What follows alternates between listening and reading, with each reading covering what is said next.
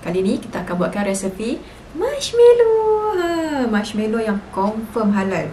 Kan kita ni kadang-kadang, marshmallow ni halal ke tak Gelatin yang pakai tu okey ke tak Hanya menggunakan 5 bahan mudah sahaja. Dan dia tak menggunakan sebarang telur putih. Sebab setengah resepi tu kan dia pakai telur putih kan. Eli tak nak pakai sebab nanti takut nanti korang sakit perut pula. Resepi ni juga adalah gluten free, sangat mudah untuk dibuat dan juga senang untuk disimpan untuk masa yang lama. Masukkan sedikit gula icing dan juga sedikit tepung jagung dekat dalam bekas. Kita akan campurkan dia dan ini adalah untuk digunakan bila kita nak letakkan dekat atas marshmallow dan juga bekas tu. Letak tepi dulu. Sekarang ni kita akan masakkan sugar syrup. Masukkan gula pasir dan juga sedikit air. Kemudian masukkan sedikit corn syrup dan lepas tu kita akan biarkan dia larut sebentar. Jangan kacau dia, okey? Buat macam ni sahaja. Sementara tu kita nak kembangkan gelatin kita ni. Masukkan sedikit air dekat dalam gelatin tu. Kemudian kacaukan dia sehinggalah dia sebati. Kalau kata tak cukup air, tambahkan lagi air. Yang penting nanti dia akan jadi macam ni ataupun kita panggil gelatin blooming. Nampak tu? Sekurang-kurangnya 5 ke 10 minit sebelum kita buatkan marshmallow tu. Jangan lupa checkkan sugar syrup kita. Jangan sesekali kacau dia tau. Kita cuma nak swirl dia saja ataupun kiri kanan macam tu. Sebab kalau kata korang kacau nanti, dia akan menyebabkan udara masuk dekat dalam korang punya sugar syrup ni dan menyebabkan dia crystallize dengan cepat. Nampak gaya sugar syrup kita pun macam nak siap. Testkan dulu sama ada dia keras elok tak dekat dalam air ais ni. Macam dalam resepi penghulu tu. Alright, nampak gayanya okey. Alright, so nampak gayanya dah set elok dah. Tutup api, bagi dia punya buih tu hilang sekejap dan kita boleh terus tuangkan dekat dalam kita punya adunan kita ni. So sementara tunggu ke sugar syrup kita tu, masukkan gelatin dan kemudian kita akan pukulkan dia pada kelajuan yang rendah sahaja. Nak campurkan dia wajib ada bekas besi dan juga whisk macam ni. Alright? Bila sugar syrup kita tak ada buih, dah boleh tuangkan. Bila nak tuangkan ni, perhatikan betul-betul cara Eli tuang. Eli tuangkan dia dekat tepi mangkuk besi kita tu. Sebab kalau kata tuangkan terus dekat gelatin tu, takut nanti gelatin tu hangit. Tuangkan dia perlahan-lahan dan maintain sahaja kita punya kelajuan tu. Baik-baik dia sangat panas, jangan dipegang bekas tu ataupun sugar syrup tu, right? Kemudian bila dah masuk tu, Eli akan naikkan sedikit kelajuan kepada kelajuan sederhana dan masukkan sedikit garam. Dan kemudian tambahkan kelajuan dan pukulkan dia sehingga dia kembang. Nampak tu macam meringue kan? Dan lepas tu Eli akan masukkan sedikit esen vanila untuk bagi dia wangi sedikit. Kalau korang tak pakai bekas besi, macam mana lah nak masukkan sugar syrup tu? Letakkan plastik lebur lah plastik tu kan. Sementara tu jom kita siapkan bekas kita. Untuk bekas ni kita akan letakkan sedikit mentega dan lepas tu Eli akan letakkan baking paper. Dan ratakan baking paper tu supaya dia tak komut-komut. Dan kemudian masukkan sedikit gula icing dan juga tepung yang kita dah campur awal-awal tadi tu. Next, ambilkan spatula dan kita akan letakkan juga mentega tadi tu. Sebab marshmallow ni dia mudah melekat. Jadi kita perlu minyakkan dia sikit lah macam ni. So dah siap dah kita punya marshmallow kita. Memang sebiji, nampak rupa dia macam meringue kan. Cuma dia tak ada sebarang putih telur dan kita tak perlu nak bakarkan dia macam pavlova tu. Tu dia, nampak tu marshmallow kita dah siap dah. Wah. So kita kena keluarkan dia daripada sini. Cuma tu lah, untuk keluarkan dia, pastikan korang punya spatula ni dia betul-betul dah diminyakkan. Ataupun yang dipakaikan butter lah. Jangan dipegang panas lagi ni.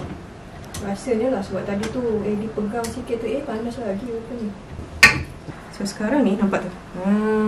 Nampak So sekarang ni sebelum dia set, kita kena masukkan dekat dalam bekas kita siap-siap. Dalam letakkan ni pun tetap juga melekat. Guana. Tak apalah. Buat je lah takat mana yang boleh je. So, dia dah sediakan bekas kat sini. So, jom kita tuangkan dekat dalam ni. So masukkan dia dekat dalam bekas tu. Awal-awal tu dia macam melekat-lekat sikit, tak apa. Eli rasa Eli buat marshmallow ni dia macam agak kental sikit, tapi tak apa, tak ada masalah.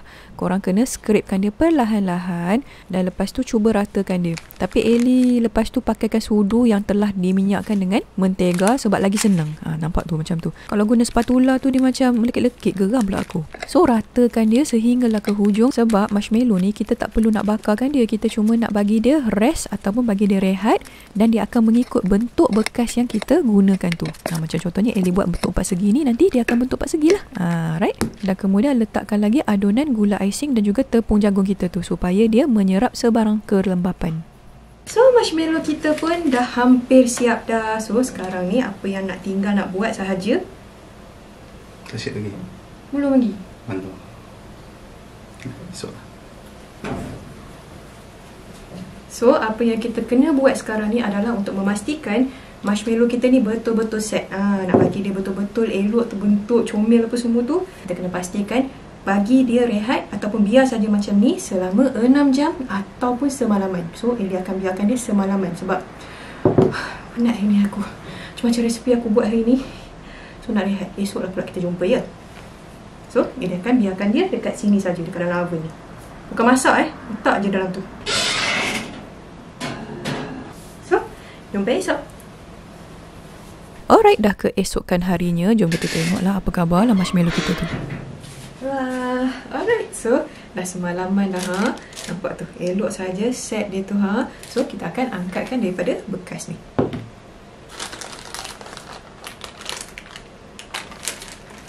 Ini baru namanya set.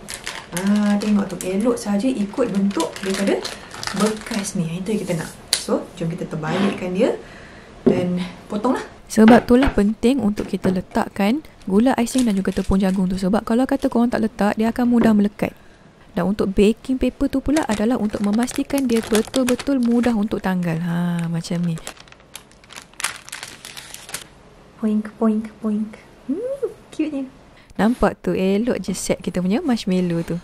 Lepas dah semalaman tu, dia dah tak mudah dah melekat. Boleh je letak atas papan potong kita macam tu sahaja. Tapi bila kita potong dekat dalam tu mungkin akan melekit sikit. Jadi letakkan lagi gula icing dan tepung jagung kita tu. Ambilkan pisau dan jangan lupa untuk minyakkan dia sekali lagi. Ellie guna butter. Nak potongkan dia simple sahaja. Tak payah nak bergerigi bagai. Potong dan tekankan dia dan tarik keluar. Supaya kita dapatkan potongan yang cantik. Untuk adunan kita ni, Ellie akan potongkan dia 3 kali 4. Dan macam tu sajalah nak buat marshmallow. Mudah saja kan? Korang bila lagi nak buat? So dah siap dah kita punya marshmallow kita ni. So lagi rasa lah. Kita ambil mana ya? Kita ambil yang hujung sekali ni Dia kan sangat ringan dan sangat kenyal. Macam tak percaya je buat sendiri ni tau. Okey, Ellie rasa sikit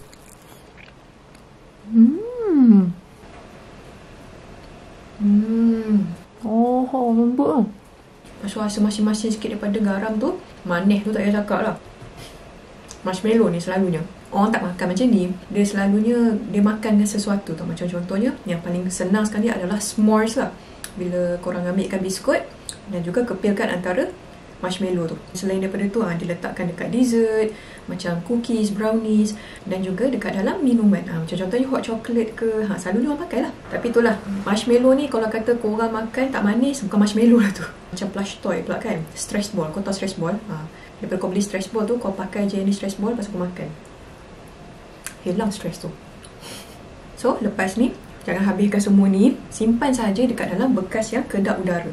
Bekas ni Ellie akan simpankan ni marshmallow dekat dalam ni. Pastikan bila korang simpankan tu, jarak-jarakkan dia. Jangan rapat-rapat sangat sebab takut nanti bila rapat tu nanti takut dia melekat balik. Dan juga lepas tu pastikan korang dust ataupun taburkan balik dia punya icing sugar dan juga tepung jagung tu supaya dia tak melekat. Yang best pasal marshmallow ni, dia boleh tahan lama asalkan korang simpan dia elok-elok, tak kena air, tak kena kelembapan apa semua tu, insyaAllah okey. So selepas ni jangan biar saja macam tu ataupun makan macam tu saja. Jangan lupa juga untuk cuba resepi yang menggunakan marshmallow ni seperti s'mores tu ke, s'mores brownie ke, ataupun s'mores cookie. Alah, sekali-sekala nak ubah cita rasa kan, okey aja. Ini apa-apa sikit, makan ni sikit nanti diabetes, makan sikit nanti sakit. Cakap banyak dia sendiri tu pun tak exercise no. Kalau katalah korang nak buat marshmallow tu kan, lepas tu ada masalah sedikit daripada segi dia punya sugar syrup itu, Ellie sarankan korang cek balik resepi penghulu strawberry. Dekat dalam tu Ellie dah tunjuk macam mana kita nak troubleshoot ataupun nak betulkan balik cara dan masakkan sirap tu dengan betul. Untuk mendapatkan dia punya konsistensi yang betul dan apa yang perlu korang elakkan. Ellie buatkan sugar syrup tu rasanya nak dekat 3-4 entah berapa kali lah. Asyik-asyik tak jadi je. Kejap crystallize, kejap lembik, kejap So itu sajalah resepi kita kali ini. Dan jangan lupa untuk like, save dan juga sharekan resepi ni. Selamat mencuba. Bye bye. Ada marshmallow sendiri. Gempak.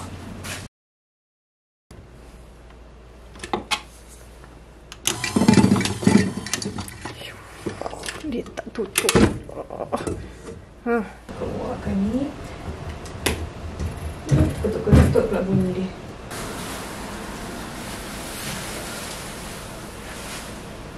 Hai, baju.